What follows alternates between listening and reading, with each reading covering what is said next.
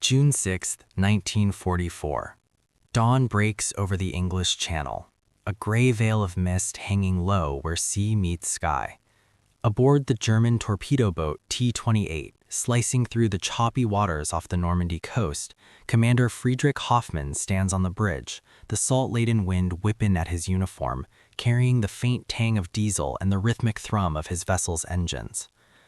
The night has been quiet, patrols routine under the cover of recent storms that had lulled Naval Group West into a false security. Then, as the first pale light pierces the horizon, a low drone begins to build, like the distant hum of 1,000 insects awakening. Hoffmann raises his binoculars, his breath catching as the mist parts to reveal an endless expanse of silhouettes, holes upon holes, masts and funnels crowding the waves, stretching to infinity. The sea is alive, swarming with American landing craft, their flat bows cutting forward in relentless waves, engines droning in unison, a sound that swells into an ominous roar, evoking a biblical plague of locusts descending upon the Reich's fortress. This moment, frozen in the early light of that fateful morning, marks the shattering of illusions for the Kriegsmarine, Germany's once formidable navy. For months, the High Command had fortified the Atlantic Wall, a colossal barrier of concrete and steel stretching from Norway to Spain, designed to repel any Allied incursion into Fortress Europe. Under Field Marshal Erwin Rommel's urgent oversight since late 1943, the defenses had been bolstered with millions of mines, underwater obstacles, and bunkers housing static divisions, many composed of aging reservists or conscripts from occupied territories. The expectation was clear. The invasion would come at the Pas de Calais, the shortest crossing point, where the 15th Army stood ready with superior forces. Normandy, with its wider beaches and less concentrated defenses, was deemed an unlikely target, perhaps a diversion at best. Admiral Theodore Kronte, commanding Naval Group West, had even canceled routine patrols days earlier, citing inclement weather as a natural barrier against enemy action. The Kriegsmarine, reduced to a shadow of its former self after losses in the Atlantic and the bottling up of its capital ships, relied on swift torpedo boats, Schnellboote, and a handful of destroyers to harass any probing force.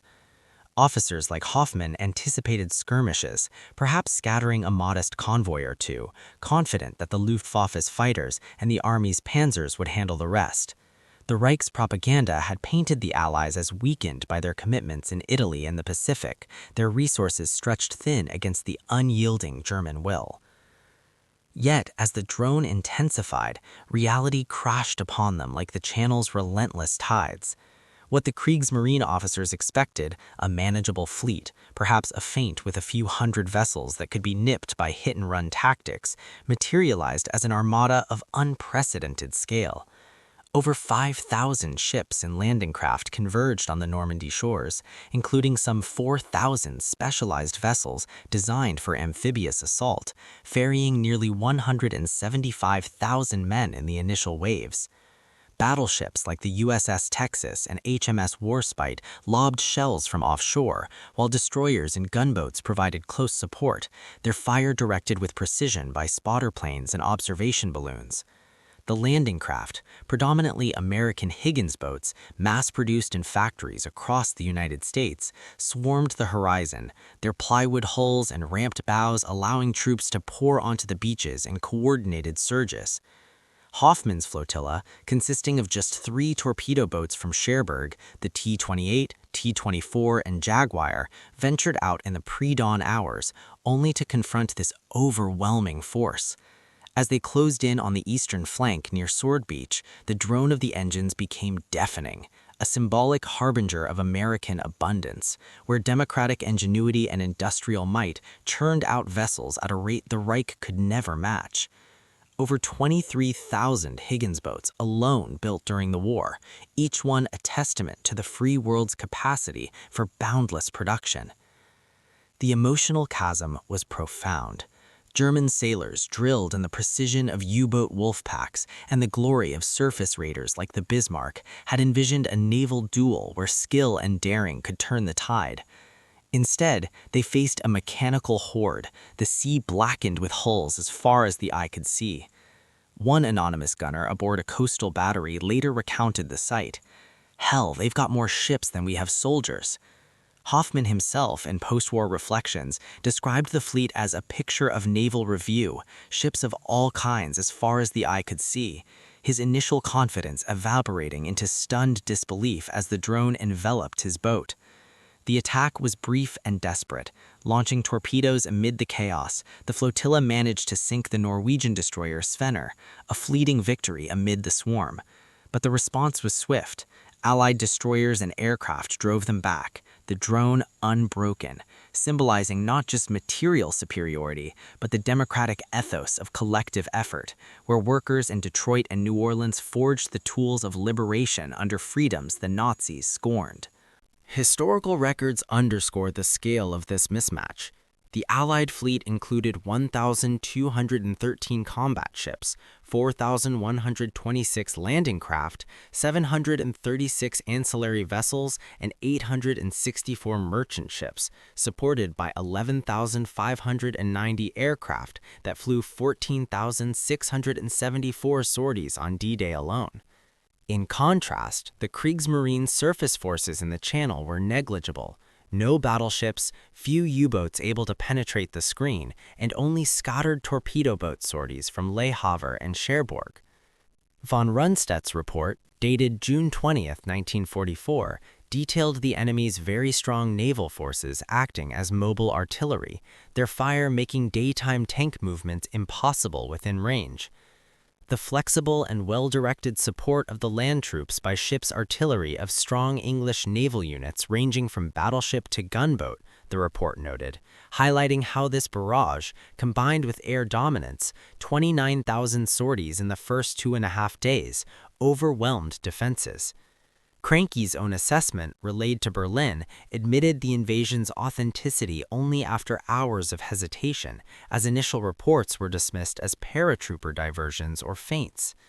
The Luftwaffe, promised 1,000 fighters, mustered fewer than 200, leaving the skies to Allied bombers that strafed every movement.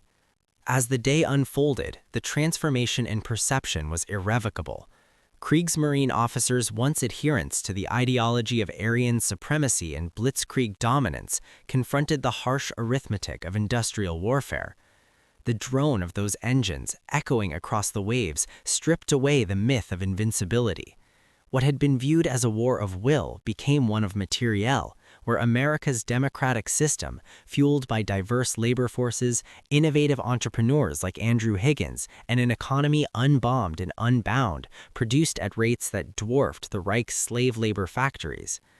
By evening, as the beaches filled with Allied troops and the 1st Panzers of the 21st Division faltered under naval guns, officers like Hoffman realized the skies and seas were lost. This shift eroded the Nazi dogma of a racial superiority. If the decadent democracies could muster such abundance, then the Führer's promises rang hollow. Desertions among Eastern battalions increased, and High Command's frantic calls for reinforcements from the East underscored a dawning despair. The Atlantic Wall, breached in hours, symbolized the crumbling facade of totalitarian might against the tide of free nations.